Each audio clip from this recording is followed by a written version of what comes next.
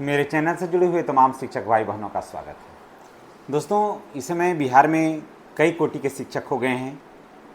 नियोजित शिक्षक हैं, विशिष्ट शिक्षक हैं, उसके बाद वेतनमान वाले शिक्षक हैं, 34,540 के शिक्षक हैं, है ना, और बीपीएससी शिक्षक हैं, कई तरह के शिक्षक हैं, सक्षमता दे करके आए वो भी। तो विद्यालयों में सीनियरिटी को लेकर के अभी भी विवाद है कि सीनियर कौन होगा, जूनियर कौन होगा।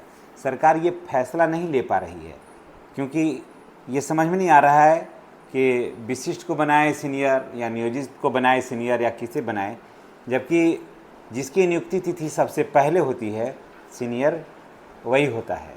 ये बात भी बिल्कुल सत्य है। तो अब देखिए इसमें क्या है, सरकार ने एक कमेटी गठन की है। कमेटी अब फैसला करेगी, एक बिल्कुल लिस्टेड हो जाएगा कि अमुक आदमी जो है वो सीनियर होगा, उसका वरीयता निर्धारण हो जाएगा। और वरीयता निर्धारण होने के में लगभग एक पक्ष का मतलब हो गया कम से कम 15 दिन आपको लग जाएगा समय। यानी कि इसको आते आते सरकार जो है ना वो चुनाव आचार संहिता को टच कर जाएगी। बिल्कुल एकदम सत्य मानी कि लगभग चुनाव आचार जो संहिता लागू होगा एकदम उसको टच के उसके करीब में हो जाएगी। ये अगर बहुत तेज़ गति से काम होगा तब, और नहीं तो पार हुआ तो पार हो गया। तो देखिए क्या है, इसके संबंध में एक लेटर जारी हुआ है बिहार शिक्षा विभाग का। उस लेटर को ही हम पढ़ देते हैं कि बिहार सरकार शिक्षा विभाग बिहार पटना, आदेश क्या है, संचिका संख्या जो है उसका है 2558, ठीक है, और दिनांक है 9/9/2025। जी हाँ जी, आज ही का लेटर है। वर्तमान में शिक्षा विभाग के अंतर्गत स्थानीय निकाय शिक्षक, विशिष्ट शिक्षक, बिहार लोक सेवा आयोग द्वारा विद्यालयाध्यापक, प्रधान शिक्षक, प्रधानाध्यापक के पदों पर अलग अलग संवर्ग में नियुक्ति किए गए हैं। तो ठीक है। अच्छा, स्थानीय निकाय शिक्षक, सक्षमता शिक्षक, परीक्षा उत्तीर्ण होने के पश्चात जो स्थानीय निकाय के शिक्षक हैं वो सक्षमता पास होने के बाद वो विशिष्ट शिक्षक बन गए और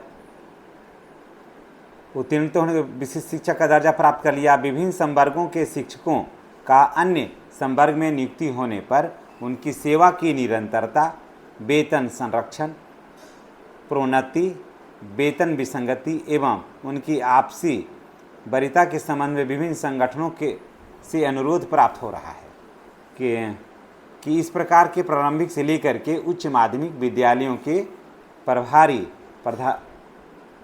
विद्यालयों में प्रभारी प्रधानाध्यापक घोषित करने हेतु विभिन्न कोटि के शिक्षकों की आपसी वरीयता के निर्धारण को किया जाना है।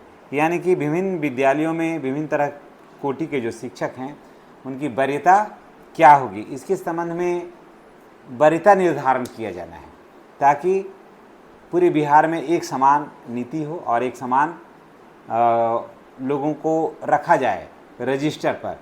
ये एक अच्छा पहल है। उपयुक्त समस्याओं के निराकरण हेतु विभाग को प्रतिवेदन समर्पित करने हेतु निम्नलिखित पदाधिकारियों का एक विभागीय समिति का गठन किया गया है। समिति उसमें क्या है कि समिति एक पक्ष के अंदर अपना प्रतिवेदन विभाग को समर्पित करेगी। तदनुसार विभाग समीक्षोपरांत अग्रेतर कार्रवाई करेगी। जी हाँ, ये दिया है इन लोगों को। लगभग 9 आदमी इस कमेटी में हैं। जी हाँ, 9, एक अध्यक्ष हैं और बाकी सभी सदस्य हैं। 9 में 8 जो हैं वो सदस्य हैं और एक जो हैं वो निदेशक प्राथमिक शिक्षा जो हैं वो अध्यक्ष हैं, बाकी सभी सदस्य हैं। आइए हम बताते हैं कि कौन कौन क्या हैं। ये सब चीज़ों को हम शिक्षकों को जानना चाहिए।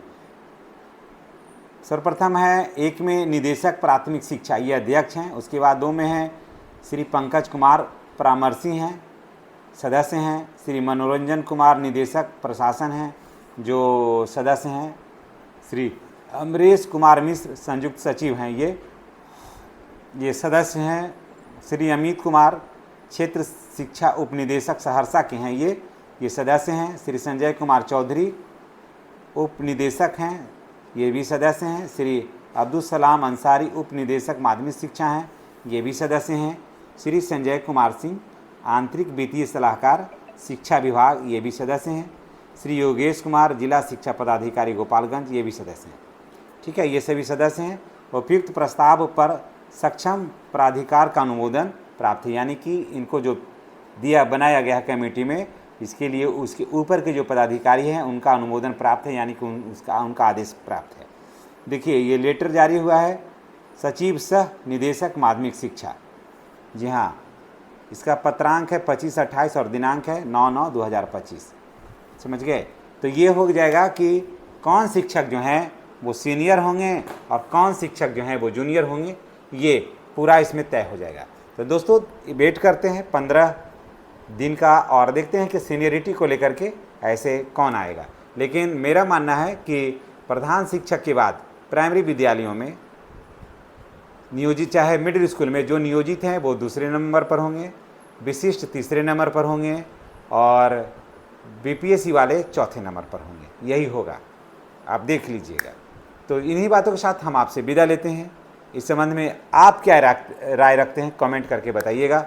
और आने वाला कल आपका सुखद और सुखमय मंगलमय हो। और जितने भी शिक्षक भाई बहन हैं, बिहार के जितने भी शिक्षक भाई बहन हैं, उनसे मेरी गुजारिश है कि चैनल को सब्सक्राइब करके बेल आइकन को दबाइए, ताकि इस तरह के वीडियो का नोटिफिकेशन है वो आपको मिलता रहे। धन्यवाद।